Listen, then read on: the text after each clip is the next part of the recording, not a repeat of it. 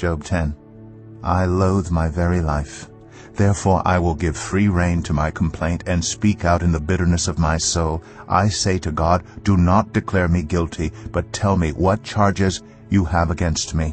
Does it please you to oppress me, to spurn the work of your hands, while you smile on the plans of the wicked? Do you have eyes of flesh? Do you see as a mortal sees? Are your days like those of a mortal, or your years like those of a strong man? That you must search out my faults and probe after my sin, though you know that I am not guilty and that no one can rescue me from your hand? Your hands shaped me and made me. Will you now turn and destroy me? Remember that you molded me like clay. Will you now turn me to dust again? Did you not pour me out like milk and curdle me like cheese, clothe me with skin and flesh and knit me together with bones and sinews? You gave me life and showed me kindness, and in your providence watched over my spirit. But this is what you concealed in your heart, and I know that this was in your mind. If I sinned, you would be watching me, and would not let my offense go unpunished. If I am guilty, woe to me. Even if I am innocent, I cannot lift my head, for I am full of shame and drowned in my affliction. If I hold my head high, you stalk me like a lion, and again display your awesome power against me. You bring new witnesses against me, and increase your anger toward me. Your forces come against me, wave upon wave. Why then did you bring me out of the womb? I wish I had died before any eye saw me. If only I had never come into being, or had been carried straight from the womb to the grave. Are not my few days almost over? Turn away from me so I can have a moment's joy before I go to the place of no return, to the land of gloom and utter darkness, to the land of deepest night, of utter darkness and disorder, where even the light is like darkness. Job 11. Then Zophar the Naamathite replied, Are all these words to go unanswered? Is this talker to be vindicated? Will your idle talk reduce others to silence? Will no one rebuke you when you mock? You say to God, My beliefs are flawless, and I am pure in your sight. Oh, how I wish that God would speak, that he would open his lips against you and disclose to you the secrets of wisdom, for true wisdom has two sides. Know this, God has even forgotten some of your sin. Can you fathom the mysteries of God? Can you probe the limits of the Almighty? They are higher than the heavens above. What can you do? They are deeper than the depths below. What can you know? Their measure is longer than the earth and wider than the sea. If he comes along and confines you in prison and convenes a court, who can oppose him? Surely he recognizes deceivers, and when he sees evil, does he not take note? But the witless can no more become wise than a wild donkey's colt can be born human.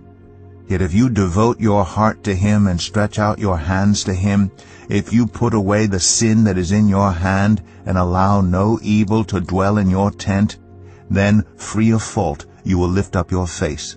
You will stand firm and without fear. You will surely forget your trouble, recalling it only as waters gone by. Life will be brighter than noonday, and darkness will become like morning. You will be secure because there is hope. You will look about you and take your rest in safety. You will lie down with no one to make you afraid, and many will court your favor. But the eyes of the wicked will fail, and escape will elude them. Their hope will become a dying gasp. Job 12. Then Job replied, Doubtless, you are the only people who matter, and wisdom will die with you.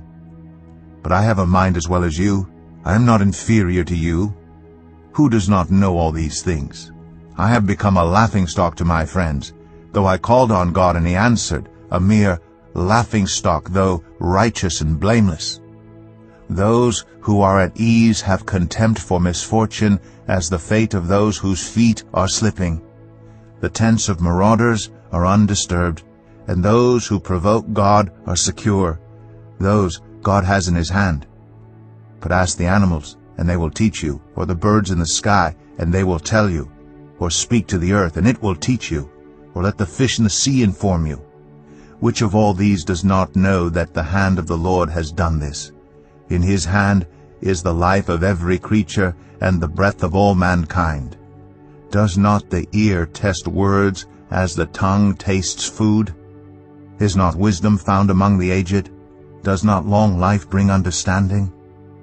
To God belong wisdom and power, counsel and understanding are his. What he tears down cannot be rebuilt. Those he imprisons cannot be released.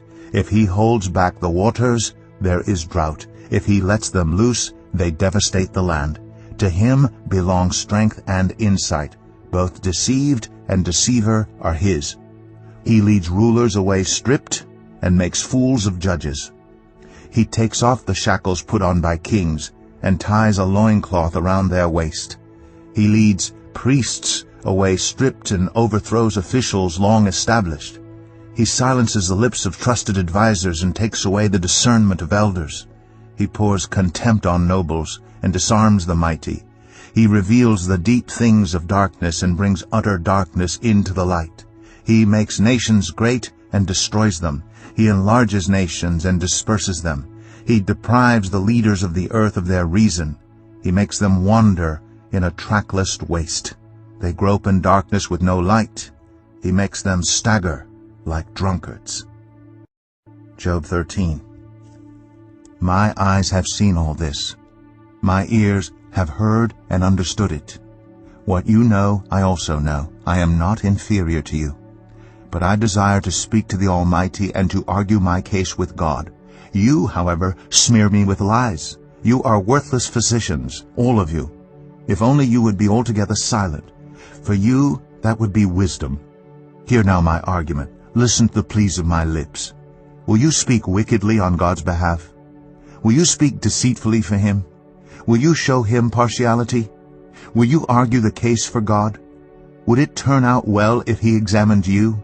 Could you deceive him as you might deceive a mortal? He would surely call you to account if you secretly showed partiality. Would not his splendor terrify you? Would not the dread of him fall on you? Your maxims are proverbs of ashes. Your defenses are defenses of clay. Keep silent and let me speak. Then let come to me what may. Why do I put myself in jeopardy and take my life in my hands? Though he slay me, yet will I hope in him. I will surely defend my ways to his face. Indeed, this will turn out for my deliverance, for no godless person would dare come before him. Listen carefully to what I say. Let my words ring in your ears. Now that I have prepared my case, I know I will be vindicated. Can anyone bring charges against me? If so, I will be silent and die. Only grant me these two things, God, and then I will not hide from you. Withdraw your hand far from me, and stop frightening me with your terrors. Then summon me, and I will answer, or let me speak, and you reply to me. How many wrongs and sins have I committed? Show me my offense and my sin. Why do you hide your face, and consider me your enemy? Will you torment a wind-blown leaf? Will you chase after dry chaff? For you write down bitter things against me, and make me reap the sins of my youth. You fasten my feet in shackles. You keep close watch on all my paths, by putting marks on the soles of my feet. So man wastes away like something rotten, like a garment eaten by moths.